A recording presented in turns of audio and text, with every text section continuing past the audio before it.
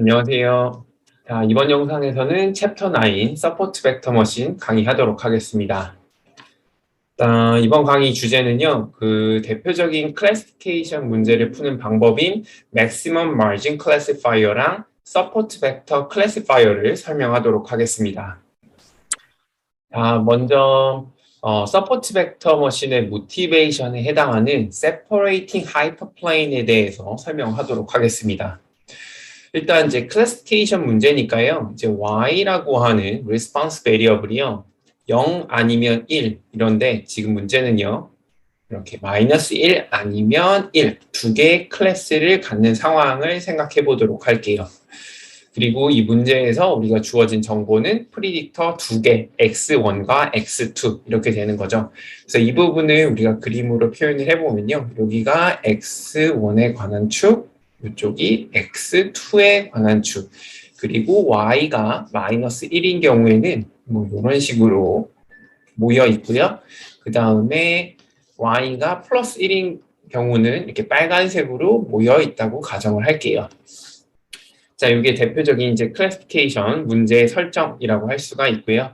물론 이제 요거를 조금 바꿔서 그릴 수도 있어요. 이렇게 마찬가지로 x1, x2 이렇게 하고 파란색이 여전히 이렇게 근데 몰려 있지 않고요. 이렇게 돼 있고 빨간색은 가운데 몰려 있고 이런 것도 이제 가능하겠죠.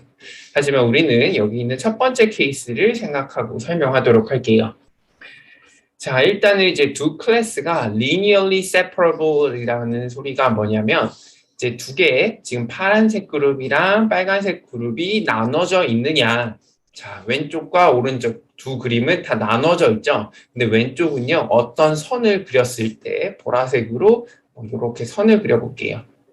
그러면 이 보라색 선을 기준으로 해서 아래쪽에 있으면 파란색, 위쪽에 있으면 빨간색 정확하게 나눠지죠. 자, 이러한 케이스들을 저희는 linearly separable이라고 표현을 합니다. 자, 그러면 오른쪽 케이스 같은 경우에는 어때요? 이런 식으로 나눠주면요. 아래쪽은 파란색, 위쪽은 빨간색. 이게 안 되죠? 왜냐하면 여기 두 개 포인트가 있으니까요. 그래서 이걸 색을 바꿔가지고 만약에 저희가 이렇게 그려낸다 치더라도요. linearly separable 하지 않죠. 여기 여전히 아래쪽에 빨간색만 있는 게 아니고 파란색도 있기 때문에 그래요. 여하튼 간에 첫 번째 케이스라고 생각을 해보면요. 이제 이 두 클래스 파란색이랑 빨간색을 나눠주는 가장 좋은 거는요. 이러한 스트레이트 라인, 직선을 찾는 거라고 할 수가 있습니다. 이 두 개의 그룹을 정확하게 나눠주는 스트레이트 라인이죠. 자, 그렇게 되면 이렇게 나눠주는 라인은 하나가 아닐 수도 있습니다. 예를 들어 여기 보라색으로 표현한 것도 정확하게 나눠주지만 제가 여기 좀 색을 바꿔서 이렇게 표현을 해볼게요. 자, 이것도 정확하게 두 그룹으로 나눠주죠. 이 선을 기준으로 해서 위에 있으면 빨간색, 아래에 있으면 파란색. 마찬가지로 제가 이번엔 초록색으로 해서 이렇게 나눠볼게요. 자, 여러분들이 생각하시기에 이 보라색이랑 여기 자주색 그리고 초록색 중에 어떤 게 제일 좋아 보여요? 당연히 초록색 같죠? 왜냐하면 기본적으로 요 거리가 이 선과 요 점들 간의 거리가 평균적으로 가장 멀리 떨어져 있기 때문에 그러니까 미니멈한 거리가 가장 떨어져 있기 때문에 그렇다고 느끼실 거예요.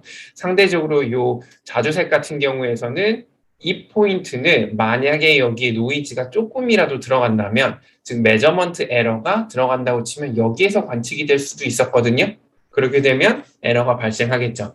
그러니까 좋은 라인은 아니다라고 생각을 할 수가 있습니다. 자, 이런 식으로 해서 이렇게 데이터 포인트들이 주어졌을 때 그것을 가장 잘 나누어주는 직선 혹은 어떠한 평면을 찾는 것이 서포트 벡터 클래시파이어의 기본 원리라고 할 수가 있습니다. 지금까지 설명했던 것들을 이제 그림을 좀 나이스하게 그려본 결과거든요. 똑같이 이제 빨간색인 그룹이랑 파란색인 그룹이 이렇게 있고요. 자, 이것을 linearly separable 하다고 저희가 볼 수가 있겠죠. 이렇게 라인들 바탕으로 해서 둘을 나눌 수가 있으니까요. 자, 이게 1번 라인, 2번, 3번 이렇게 했다면 자, 어떠한 직선을 찾는 게 가장 좋은 클래시파이어를 찾는 거라고 할 수가 있겠죠. 자, 이 경우에는 당연히 이 점이 1번 같은 경우에서는 1번 라인에 너무 가까운 경향이 있죠. 자, 3번 라인 같은 경우에는 어때요? 이제 마찬가지로 한 이쪽 부분이 너무 가깝다라고 할 수가 있겠네요. 여기도 마찬가지고요. 자, 그런 관점에서 본다면 평균적인 거리 혹은 미니멈한 거리가 가장 큰 2번이 가장 좋은 직선이다. 이 두 그룹을 나눠주는 좋은 직선이다 라고 표현을 할 수가 있습니다. 자, 이 세팅은요, 아까 설명한 것처럼요, x가 두 개 있는 케이스, x1이랑 x2만 있는 케이스예요. 자, 이 경우에 만약에 써보면 fx는 베타 0 더하기 베타 1 x1 더하기 베타 2 x2라고 쓸 수가 있고요. 2번 라인, 이 라인 같은 경우에서 이 fx 값은요, 0이 나오게 돼요. 자, 이 점이 어떠한 점을 넣었을 때 정확하게 0이 나오면요. 1도 아니고 마이너스 1도 아니에요. 자, 그런 경우에서는 저희가 어떠한 그룹에 할당하기 어려운 케이스가 돼요. 즉, 이건 바운더리라고 볼 수가 있고요. 만약에 fx가 파지티브다, 양수다라고 하면요. 어떤 특정 그룹을 줄 거예요. 요거보다 위에 있는 그룹, 요 파란색 그룹이 이제 fx가 양수라면 파란색 그룹으로 어사인을 할 거고요. 만약에 fx가 음수라고 하면요. 요 직선보다 아래에 있는 점들은 모두 빨간색 점으로 어사인 할당을 해줄 겁니다. 자, x가 두 개인 케이스가 이렇게 된다면 프리딕터의 개수가 임의의 피계라면 어떻게 하면 되겠어요? 이런 식으로 저희가 직선의 식을 써주면 되겠죠. 그리고 요 베타 파라메터 값들을 저희가 나중에 추정을 해주면 됩니다. 그리고 여기서 설명한 거랑 마찬가지로 이 fx가 양수라고 하면요. 위쪽에 있는 영역의 observation들을 모두 파란색 그룹으로 할당하고요. 아래 음수라고 하면요. 아래쪽에 있는 observation들을 모두 빨간색 그룹에 할당한다라고 생각을 해주시면 됩니다. 자, 그리고 제가 앞서서 클래시피케이션 문제가 y를 0과 1로 둘 수도 있지만 마이너스 1과 1로 두자고 했었잖아요. 자, 그렇게 둔 이유는요. 자, yi가 파란색 그룹이라고 생각을 할게요. yi가 1일 때 if I belongs to blue 이렇게 표현을 할게요.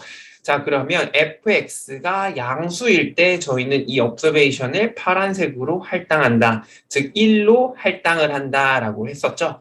자, 이게 두 개가 곱했을 때 양수. 만약에 fx가 음수라면요. 저희는 빨간색 그룹으로 할당한다. 즉 우리가 추정한 observation의 그룹은 마이너스 1로 할당한다라고 말했죠. 그 다음에 원래 yi가 마이너스 1이었으니까 마이너스 1 곱하기 마이너스 1, 즉 양수가 되겠죠. 자, 이렇게 만족해주는 이 조건을 반드시 만족해야만 이제 linearly separable 하다라고 할 수가 있고요. 요거 만족하는 fx가 정확히 0이 되는 거, 요 직선을 말하겠죠. 요거를 저희는 separating hyperplane이라고 부릅니다. 자, 이거를 line이라고 부르지 않고 hyperplane이라고 부르는 이유는요. 이게 만약에 3차원이라고 할게요. 그러면 마찬가지로 여기 바닥 쪽에 이렇게 있고요. 여기 위에는 이렇게 있다고 할게요. 그럼 두 개를 나눠주는 것은 직선은 아닐 거예요. 어떠한 여긴 3차원이니까 2차원 평면이 나눠줄 겁니다. 이런 식으로. 그리고 평면 위에 있으면 빨간색으로 할당하고 아래에 있으면 파란색으로 할당해라 이렇게 하겠죠. 그래서 이렇게 범용적으로 쓰기 위해서 하이퍼플레인이라고 이름을 붙였습니다. 이번 슬라이드에서는 이제 하이퍼플레인에 대한 정의를요, 이제 또 설명하도록 할게요. 기본적으로 이제 P차원 하이퍼플레인이라고 하는 거는요, flat affine subspace of dimension P-1 이라고 볼 수가 있습니다. 뭐 그림으로 아까 그려드렸죠. 이게 X1, X2면요, 디멘전 하나 줄인 직선, 이제 여기에 2차원에 대응되는 하이퍼플레인이다 라고 볼 수가 있고요. 만약에 프리딕터가 3개라면요. 3차원 공간 위에서 저희가 생각을 하고 있죠. 자, 이 경우에선 차원 하나 줄인 자, 2차원 하이퍼플레인, 여기는 3차원 하이퍼플레인은요, 2차원 플래시다. 어떠한 평면이다. 라고 생각하시면 됩니다. 그리고 앞서서 미리 이미 설명했으니까 간단하기만 하면요. 이런 fx는 이렇게 되는 이제 클래시파이어 찾고요. 이게 정확하게 0이 되는 곳이 이제 바운더리라고 했었죠. 자, 하이퍼플레인은요. 이러한 형태로 저희가 표현이 돼요. 물론 이제 수업 후반부 되면요. 이걸 조금 더 확장을 해서 이런 식으로 알파1, x1 제곱, 베타2, x2, 알파2, x2 제곱 이렇게 폴리노미얼 폼으로도 표현이 돼요. 폴리노미얼 폼으로 표현한다는 거는 이게 직선이 아니라 어떠한 이렇게 곡선으로도 표현이 된다는 뜻이겠죠. 네. 그리고 이제 3번은 이제 2차원 하이퍼플레인은 라인이고 뭐 3차원은 이러한 2차원 평면이다라는 뜻이고요. 그다음에 베타 제로가 0이다. 여기 인터셉트가 0이라고 하는 건 당연히 여기 오리진 포인트를 지나간다. 이렇게 생각을 하시면 됩니다. 자, 그리고 이 부분은 이제 미적분학에서 이미 많이 다뤄보셨을 건데 이런 라인이 있을 때, 이런 리니어 이퀘이션이 있을 때 이 베타 슬로프에 해당하는 벡터는요. 이제 당연히 노멀 벡터라고 부르고요. 이제 하이퍼플레인의 표면에 올서구나란 수직인 방향을 나타내는 방향 벡터라고 할 수가 있습니다. 이제 본론으로 돌아와서요. 다시 서포트 벡터 머신에 대해서 설명을 하도록 할게요. 자, 기본적으로 클래스가 딱 두 개인 경우, 즉 저희는 파란색 아니면 블루 아니면 레드 이렇게 두 가지만 생각을 하고 있죠. 뭐 근데 옐로우 이렇게 될 수도 있겠죠. 자, 이 케이스 말고요. 두 가지인 경우에 대해서만 설명을 먼저 드리면요. 일단 기본적으로 우리가 프리딕터가 구성하고 있는 그 피처 스페이스에서 피처 공간에서 이제 클래스를 잘 구분하는 어떠한 평면을 찾는 것이 저희의 목적입니다.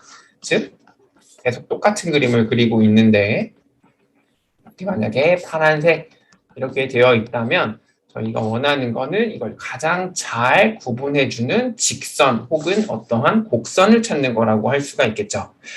자, 그런데 이제 모든 경우에 이런 linearly separable 한 상황은 아니겠죠. 그래서 이 부분 조금만 지우고 만약에 빨간색이 이쪽에 있다고 할게요. 자, 이렇게 되면요. linearly separable 한 상황이 아니겠죠. 자, 이런 경우에 그러면 어떠한 플레인, 어떠한 직선을 찾는 게 가장 좋을까라고 생각을 해볼 수가 있거든요. 자, 이런 경우에서는 저희는 separate이라는 개념에 대한 구분의 의미를 조금 완화시키거나 혹은 이런 분리가 가능하도록 한 피처 스페이스를 좀 확장을 하는 게 필요해요. 그 부분요 뒤에서 조금 더 자세하게 설명을 하도록 할게요. 그래도 이왕 그림을 그린 김에 설명을 하자면요. 이제 separate의 개념을 완화하자라고 하는 건요. 기본적으로 포인트가 굉장히 많을 거예요. 저희가 학습을 하는 데 있어서. 그런데 결국에 이 한 포인트 때문에 지금 linearly separable 한 상황이 아닌 거죠. 혹은 뭐 이쪽에 몇 개의 포인트, 소수의 포인트가 여기 더 있다고 할게요. 자, 이 점들 몇 개 때문에 linearly separable 한 상황이 아니기 때문에 이 개념을 완화하자라고 하는 것은 all 데이터, 모든 데이터를 구분하자가 아니고 대부분의 데이터, 약 90%의 데이터 혹은 뭐 95% 데이터를 잘 구분하자라는 것을 이제 목적으로 삼는다는 의미고요. 이제 두 번째는요. 자, 이렇게 직선으로는 절대로 구분할 수가 없겠지만요. 또 곡선으로는 지금 이 케이스는 좀 불가능하겠네요. 이런 식으로 어떻게 하면 잘할 수 있을까요? 이렇게 뭐 곡선도 아니고 굉장히 구불구불한 이상한 거긴 하지만요. 뭐 이런 식으로 한다면요. 저희가 separation이 또 가능하겠죠. 그리고 이 경우에는 뭐 x1 제곱, x1 3승, x1 4승 등등의 굉장히 좀 더 복잡한 형태의 피처를 추가시키면 또 이러한 곡선들을 만들어낼 수도 있을 거고요. 그런 개념으로 이해해 주시면 됩니다. 이번 슬라이드에서는 이제 서포트 벡터 머신의 이제 가장 기초적인 가장 첫 번째 버전이라고 볼 수 있는 맥시멈 마진 클래시파이어에 대해서 설명하도록 하겠습니다. 기본적으로 이제 서포트 벡터 머신은요, 어떠한 직선을 찾는, 이러한 두 개의 그룹을 나눠주는 직선을 찾는 게 목표라고 했었죠. 그 다음에 이러한 직선은요, 베타 제로 더하기 x 곱하기 베타 이런 식으로 표현이 되고요. 즉, 이 값이 0인 것이 바운더리에 해당하고, 이 값이 만약 양수라고 하면 어떤 값을 갖겠죠. 뭐 1 혹은 뭐 1.5, 뭐 2, 3 이러한 값을 가질 수도 있고요. 음수 마이너스 1, 마이너스 1.5, 마이너스 뭐 1.8, 뭐 마이너스 2.3 이러한 값도 가질 수가 있겠죠. 자, 이렇게 되면 음수라고 하면 빨간색이 할당하고 양수라고 하면 이 초록색이 할당해라 라는 의미입니다. 하지만 이 값은 그럼 어떻게 볼 수 있느냐라고 하면 이 직선까지와의 최소 거리를 저희가 이렇게 숫자로 나타낼 수가 있어요. 자, 이 직선과의 거리가 가장 짧은 거는 이 점과 이 점 이렇게 보이겠죠? 자, 이 거리를요. 만약에 여기에 있는 x 값이 있을 거고 여기 뭐 x1, x2 이런 값이 있겠죠? 여기도 마찬가지로 거기에 대응되는 x1, x2 값이 있을 거고요. 그 값을 이 식에다가 넣으면 0이 아닌 어떠한 값이 나올 거예요. 그 값이 이렇게 1 혹은 뭐 1.5 이렇게 되겠죠? 그거는 이 거리를 나타냅니다. 즉, 이 포인트 같은 경우에서는 이 포인트에 대응되는 어떤 x 값들이 있을 거고요. 이렇게 식에다 넣으면 1이 아니고요. 이건 굉장히 큰 값이 나올 가능성이 굉장히 큰 값이 나오겠죠. 요거는 뭐 한 10 이렇게 나올 겁니다. 마찬가지로 요 빨간색 영역 여기는 이제 거리가 같은 것처럼 보이니까 여기에 대응되는 x 값들을 대응을 시키면은 마이너스 1이 나올 거고요. 이 점 같은 경우에 여기에 대응되는 x 값들을 넣으면 한 마이너스 한 8 이런 식으로 나오겠죠. 네, 이렇게 이제 여기에 이 x 값들을 넣었을 때 대응되는 그 값이 이 그림에선 어떻게 대응되는지를 설명을 했고요. 자, 이거를 조금 더 설명을 하자면 자, m이라고 하는 것을 이걸 저희는 margin이라고 부를 거예요. 이 m. 자, 각 점과 여기 보이는 경계선 보이시죠? 이게 이제 수직거리고요. 이걸 저희는 2 곱하기 m을요, margin이라고 부를 겁니다. 그리고 우리가 원하는 거는 여러 가지 separable한 라인이 많이 있겠지만 이 margin을 m을 즉 최대화시키는 선을 찾는 것을 목적으로 하는 것이 maximal margin classifier라고 할 수가 있습니다. 자, 그래서 이런 라인을요, 저희는 optimal separating hyperplane이라고 부르고요. 이제 통계적으로 혹은 이제 수리적으로 좀 써보면요, 저희의 목표는 이 margin m을 가장 최대화시키는 게 목표겠죠. 그래서 임의의 베타와 베타 1 값을 넣었을 때 이 m을 최대화시켜주는 그 값을 찾는 게 목적이고요. 그 다음에 제약 조건이 있는데요. 제약 조건의 경우에는 여기 보시는 것처럼 베타 제로 더하기 xi 곱하기 베타, 즉 요 식이죠. 요 값 곱하기 yi 나누기 베타의 L2 놈분의 1 요게 들어갑니다. 아마 교재에서는요 요 파트가 빠져 있고요. 제약식이 하나 더 들어갈 거예요. 이렇게 L2가 1이다 이렇게 하는데 둘은 사실 이제 equivalent하다라고 보시면 돼요. 이걸 빼고 나면요 요 앞텀이 꼭 들어가 줘야 돼요. 뭐 여하튼간에 이건 수리적인 거고 여러분들이 쉽게 보실 수 있으니까 이만큼만 하고요. 자, 해석을 좀 더 해보면 어떻게 되냐면 자, 이 뒤에 있는 파트, 여기요. 요 값은요, 결국에는 이 포인트와 직선과의 거리를 나타낸다고 했어요. 그쵸? 거리. 그리고 거리는 지금 언제나 양수겠지만 요 그림 한정에서 보면요. 이 초록색 라인이라면 양수고요. 그냥 빨간색 라인이라면 음수일 거예요. 그 다음에 yi는요. 초록색이면 플러스 1 그리고 빨간색이면 마이너스 1로 할당해 놓은 지금 클래시피케이션 문제를 풀고 있다고 제가 앞서 설명드렸죠.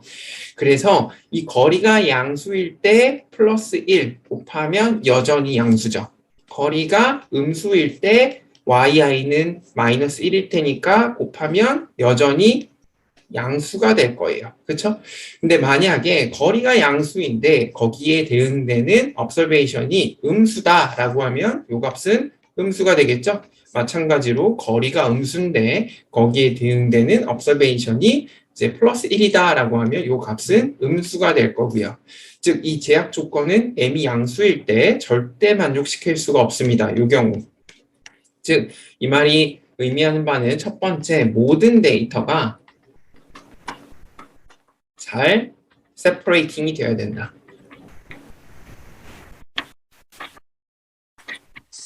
이런 걸 의미하고요. 또 두 번째, 단순히 플러스 마이너스 요걸 떠나서요. n보다 커야 된다고 하잖아요. 거리 곱하기 1, 거리 곱하기 마이너스 1이 항상 어떠한 양수 n보다 크다라고 하는 말은요. 결국에는 요 거리, 최소 거리가 적어도 m보다는 커져야 된다라는 것을 의미합니다. 그런 의미에서 이 m을 맥시멈 시키면 이 마진이 극대화되는 이러한 라인을 찾는다라고 볼 수가 있겠죠. 자, 이런 식으로 해서 맥시멈 마진 클래시파이어를 이해하시면 됩니다. 하지만 이제 맥시멈 마진 클래시파이어 같은 경우에서는 치명적인 단점이 있죠. 그게 뭐냐면 제약 조건을 만족하는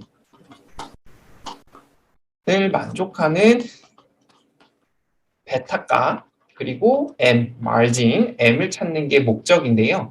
이 제약 조건을 만족하지 않는 경우에는 이 베타와 m을 절대 찾을 수 없다라는 문제점이 있죠.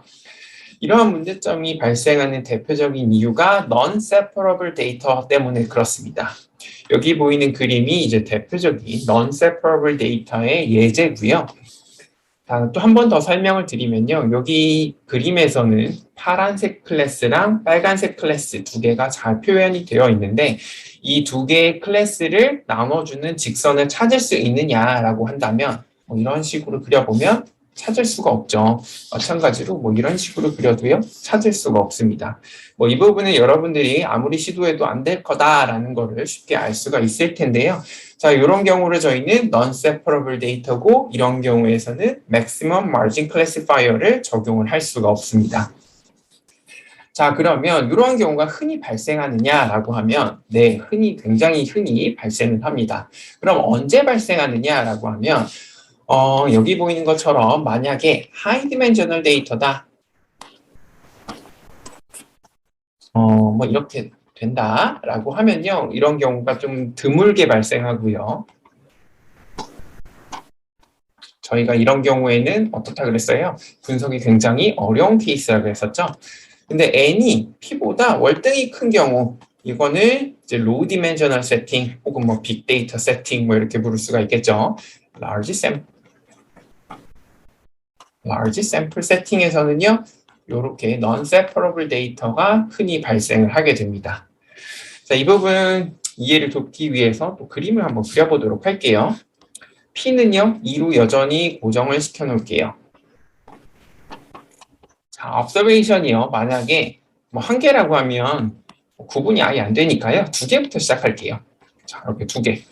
자, 이렇게 두 개가 있다면 저희가 어떤 직선을 그렸을 때 언제나 두 클래스를 나눠주는 그런 직선을 찾을 수 있을까요? 그러면 당연히 찾겠죠. 이렇게 나누던가 이렇게 나누던가. 물론 이 두 포인트가 정확하게 한 점 위에 겹쳐 있지 않는다면 이렇게 된다는 뜻이에요. 자, 그래서 이렇게 이게 좀 특수한 경우가 아닙니까? 라고 할 수가 있어서 옆에 또 다르게 그려보면요. 이것도 x1, x2, 그 다음에 이렇게 포인트 하나 있고 이렇게 포인트가 있다고 할게요. 자, 이 경우에도 저희가 직선을 쉽게 찾을 수가 있죠. 이런 식으로 그리면 되겠죠. 물론 이렇게 그려도 되고요. 직선은 굉장히 쉽게 찾을 수 있는데요. 왼쪽 같은 경우에 observation 수가요. 하나 더 늘어서 large sample setting을 가정해 보도록 할게요. 만약에 이렇게 있다라고 하면 여전히 보라색 직선들이 두 개의 클래스를 잘 나눠주고 있죠. 하지만 만약 빨간색 점이요. 여기가 아니고 밑에 있다고 할게요. 이렇게 일직선 위에 있는데 이렇게 나란히. 이렇게 된다면 어떠한 직선을 그리더라도 두 개의 클래스를 잘 나눠주는 건 불가능하겠죠? 마찬가지예요. 이쪽도요. 저희가 파란색으로 그릴까요? 이번엔? 이런 식으로 있다고 할게요. 그러면 저희가 사실은 어떤 식으로 저희가 이렇게 직선을 그리더라도 나눠줄 수가 없게 됩니다. 자, 이러한 케이스들이 흔히 발생하는 non-separable 데이터가 발생하는 환경이라고 할 수가 있습니다. 자, 이렇게 되면 maximum margin classifier는 불가능하기 때문에 적용이 불가능하기 때문에 이제 또 다른 방법으로 저희가 클래시파이어를 찾아야 되는데요. 그때 저희의 목표는요, 딱 두 가지가 있어요. 일단 기본적으로 individual observation에 대해서 robustness를 갖추고요. 그 다음에 이 all 데이터가 아니라요. 대부분의 데이터, most of 데이터에 대해서 더 나은 분류를 하는 것을 이제 목표로 해야 됩니다. 자, 이 부분은 쉽게 이해될 텐데요. 이 부분, robustness가 뭐냐라는 부분이 잘 이해가 안 되시죠? 자, 이 부분은 이제 뒤에 슬라이드에서 차근차근 설명하도록 하겠습니다. 자, 이번에는 이제 robustness랑 관련 있는 maximum margin classifier의 또 단점을 또 설명하도록 할게요. 여기서 설명할 거는 이제 노이즈 데이터를 이용해서 설명할 건데요. maximum margin classifier는요. 이제 개별 observation에 대해서 robustness가 굉장히 떨어져요. 너무 sensitive 해가지고요. 저희가 뭐 특정 observation이 sample size가 100개일 때 어떠한 클래시파이어를 찾았다라고 했을 때 추가적으로 데이터 포인트가 더 들어올 수가 있겠죠. 한 개가 더 생성돼서 들어왔다.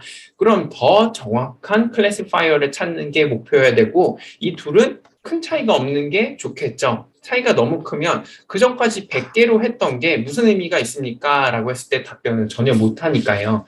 그래서 이렇게 한 개의 포인트가 왔다고 해서 이렇게 확확 결과가 바뀌지 않았으면 좋겠고 또한 이 하나의 포인트가 굉장히 가치 있는 포인트인지 혹은 아웃라이어인지 이거 알 수가 없잖아요. 그런 의미에서도요. 이런 포인트 하나 때문에 결과가 확확 바뀌는 심각하게 바뀌는 그러한 결과가 안 나왔으면 좋겠는데 안타깝게도 맥시멈 마진 클래시파이어는 모든 포인트에 너무나 센시티브하게 작용하는 경향이 있습니다. 자, 이 부분 예를 들어서 설명을 하면요. 첫 번째 그림 보시면은 자, 왼쪽과 오른쪽에 파란색과 빨간색 클래스가 잘 나눠져 있는 거 보이시죠? 자, 그걸 기반으로 해서 maximum margin classifier를 구해보면 여기에 있는 M, 여기에 있는 M, 뭐 여기도 뭐 M이라고 할게요. 이걸 가장 극대화시키는 것들을 찾았다고 해요. 뭐 여기 포인트가 굉장히 많고요. 뭐 여기에 지금 보이는 거 한 20개밖에 안 보이지만 한 100개가 여기 더 있다고 할게요. 그럼 굉장히 많은 수의 샘플을 기반으로 해서 클래시파이어를 찾았는데요. 결국 이 클래시파이어를 결정하는 건 몇 포인트였어요? 근데 3포인트죠. 하나, 둘, 3개. 이게 거의 다 결정을 해줘요. 그렇다 보니까 이 클래시파이어의 모양이 다른 수많은 observation들의 가치는 다 무시하고 여기 3개에 의해서 결정되는 경향이 있죠. 그래서 발생하는 문제가요. 이제 오른쪽으로 넘어와서요. 샘플 사이즈가 왼쪽에 뭐 100만 개가 있던 1000만 개가 있던 관계없이요. 하나 더 추가됐다고 해요. 여기 하나. 자, 이렇게 추가가 되면 기존에 있던 클래시파이어는요. 점선으로 표시를 했고요. 이 포인트 때문에 발생하는 새로운 maximum margin classifier는 실선으로 표시를 했어요. 자, 어때요? M이 현저하게 줄어들었죠. 자, 이런 경우에 만약에 저희가 measurement error 때문에 발생한 실제로는 포인트가 여기 있었어야 되는데 이렇게 아웃라이어 때문에 발생한 걸 수도 있겠죠. 물론 지금 상황에서는 이 점이 아웃라이어인지 아닌지 알 수가 없기 때문에 이 점선이 좋냐 실선이 좋냐 이렇게 논하기는 어려워요. 하지만 만약에 우리가 개념적으로 생각해 보면 여기 뭐 100만 개의 포인트들이 각각 있었다면 이 포인트들의 가치도 다 생각을 해줘야 되는데 단순히 이 포인트 하나가 더 추가됐다는 것만으로도 결과가 이렇게 바뀌죠. 확 바뀌죠. 이걸 이렇게 좋은 게 아니라고 볼 수가 있습니다. 자, 그래서 여기서 나온 아이디어가 이렇게 생긴 거 하나, 극단적인 포인트 하나는 좀 무시할 수가 있다면 maximum margin classifier가 주는 것보다 조금 더 안정적인 결과 혹은 조금 더 좋은 클래시파이어를 찾을 수 있지 않을까라는 생각을 해볼 수가 있겠죠. 자, 그런 걸 기반으로 해서 나온 게 support vector classifier입니다. 자, 그래서 marginal maxing classifier는 모든 포인트에 대해서 다 다뤄야 된다면 여기는 일부 포인트는 조금 제외해도 된다 라고 해서 여기는 소프트 마진이라고 표현을 해요.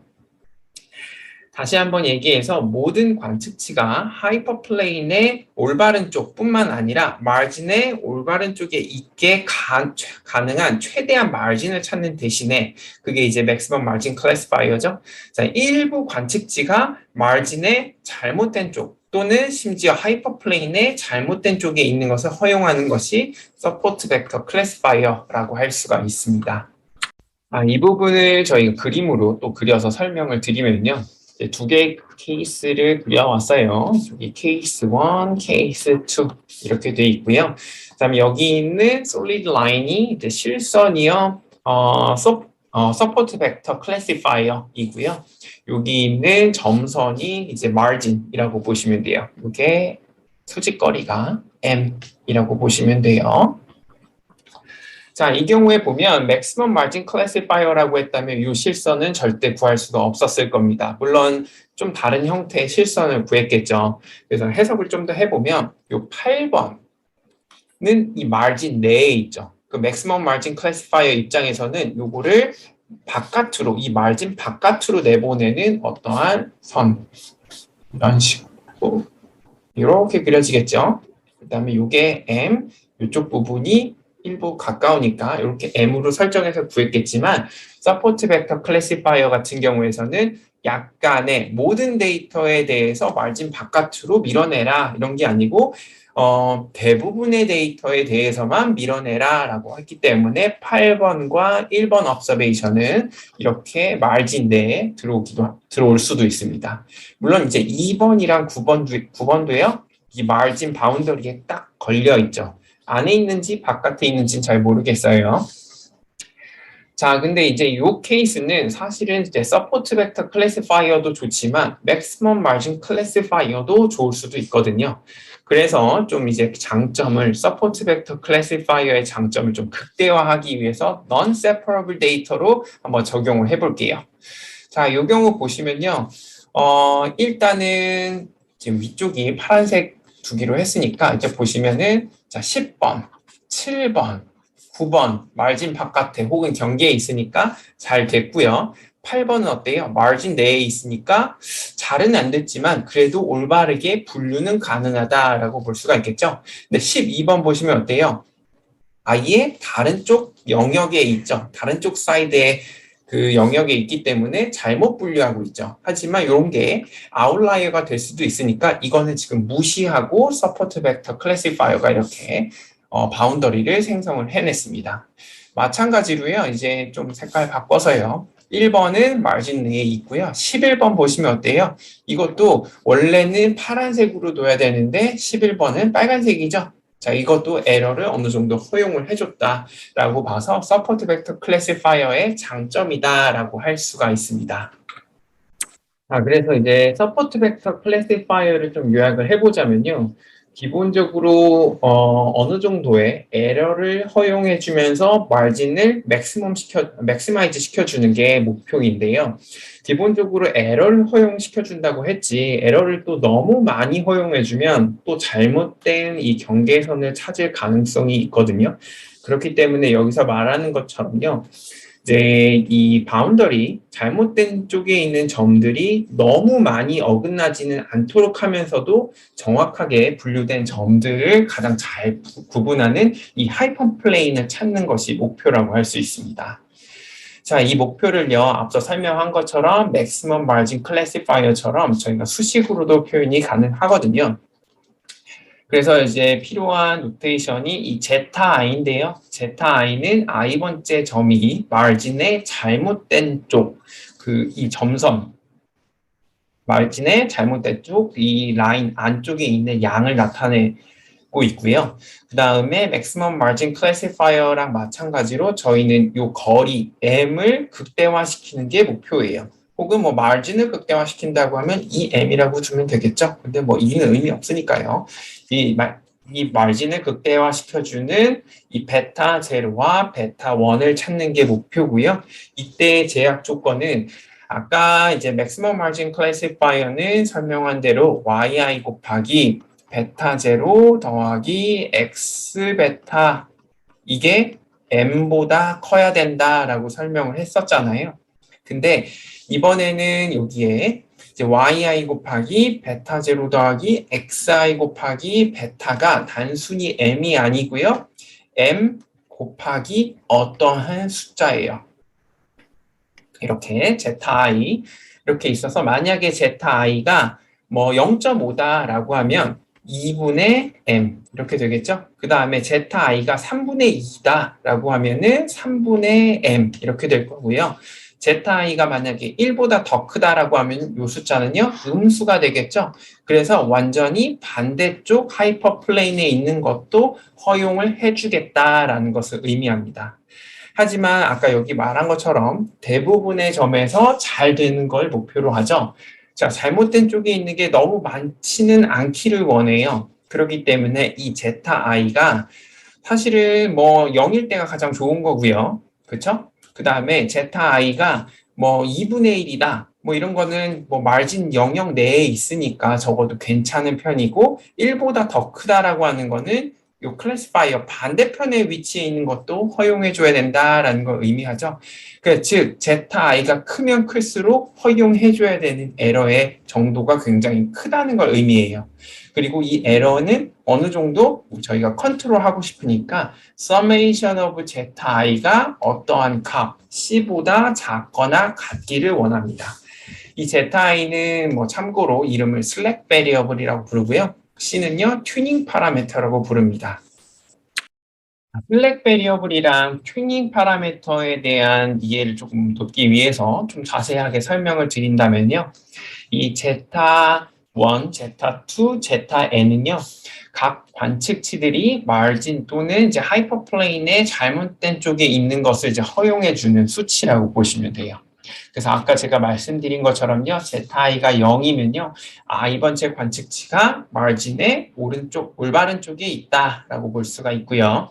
zi가 만약 0과 1 사이에 있다라고 하면 i번 제 관측치는요. 마진, 범위 내에 이렇게 원래는 이 바깥쪽에 다 존재해야 되죠. 근데 이 범위 내에 있다라고 보시면 되고요. 이 zi가 1보다 크다라고 한 말은요. 하이퍼플레인, 원래 이쪽 영역에 다 파란색이 있어야 되는데 파란색이 아래쪽에도 있다라는 것을 의미합니다. 그리고 이제 C 같은 튜닝 파라미터는요, 이제 N개의 관측치 중에서 마진이 바이올레이션 될 수 있는 그 한계라고 보시면 돼요. 그래서 C가 크면 클수록 어때요? 증가할수록 바이올레이션 오브 마진이 굉장히 이제 관대해진다. 그래서 마진의 폭이 넓어진다라고 볼 수가 있고요. 이제 이 튜닝 파라미터 C가 감소하면 violation of margin을 별로 허용을 안 해주기 때문에 margin이 굉장히 좁아져요. 그러다가 만약에 non-separable data라고 하면요. 어때요? 아예 C가 너무 작다라고 하면 이제 support vector classifier는 결과값을 이제 제공 못할 수도 있습니다. 그러면 이제 튜닝 파라미터 C가 미치는 이 클래시파이어 결과에 미치는 영향을 이제 예를 들어서 한 번 더 설명을 하도록 할게요. 자, 여기 보이는 그림은 4개의 서로 다른 튜닝 파라미터 C값을 이용해서 서포트 벡터 클래시파이어를 이제 적합한 결과고요. 자, 여기 있는 왼쪽 위에 있는 게 가장 큰 C값을 둔 거고요. 이쪽이 조금 더 작은 거. 그리고 세 번째가 더 작은 C값. 그다음 요 네 번째 오른쪽 하단에 있는 게 가장 작은 C값을 이용해서 저희가 찾은 서포트 벡터 클래시파이어라고 보시면 됩니다. 자, 여기 보시면 아시다시피 여기 스케일은 다 똑같거든요. x1은 마이너스 2부터 2까지, x2는요, 마이너스 3부터 3까지 다 똑같죠? 그래서 보시면은 m이라고 하는 이 길이가 c가 크면 클수록 굉장히 크다라는 패턴을 보실 수 있을 거예요. 이게 m이죠. 이쪽도 m. c가 크면 이 m이 굉장히 크다. 뭐 그 이유는 마진의 잘못된 쪽에 있는 관측치의 허용치가 굉장히 크니까 굉장히 여기 다 마진 내에 다 들어있죠. 여기도 보시면 마진 내의 observation들이 거의 대부분 다 들어있어요. 이 허용치가 크니까 이렇게 굉장히 큰 마진을 갖고 있는 클래시파이어를 제공을 해주는 거고요. 만약에 적다라고 하면 이 마진 내에 들어있는 observation의 수가 상대적으로는 굉장히 적은 수가 들어와 있죠. 그렇기 때문에 이 m 값이 굉장히 작은 그런 결과를 보여주고 있습니다. 마찬가지로 m 값이, 그러니까 이 c가 굉장히 크다면요. 반대편에 위치해 있는, 자, 요 안에는 사실은 다 빨간색이 있어야 되는데 어때요? 파란색이 굉장히 많이 들어와 있죠. 근데 c가 굉장히 작은 케이스, 이걸 보시면 어때요? 여기에 하나, 여기에 뭐 하나, 둘, 이렇게 몇 가지밖에 없는 거 보실 수 있죠. 자, 이런 식으로 해서 튜닝 파라미터의 값은요, 서포트 벡터 클래시파이어의 결과에 굉장히 큰 영향을 미친다고 볼 수가 있습니다. 자, 이제 강의 요약하고 마치도록 하겠습니다. 자, 이번 강의에서는 이제 대표적인 클래시파이어 두 가지를 설명을 드렸고요. 첫 번째는 maximum margin classifier, 그 다음에 두 번째는 support vector classifier 이거였는데요.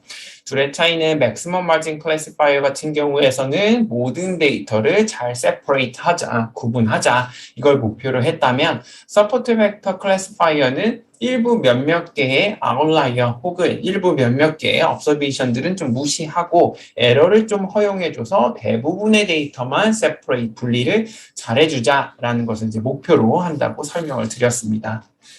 네, 이것으로 이제 강의 마치도록 하겠습니다.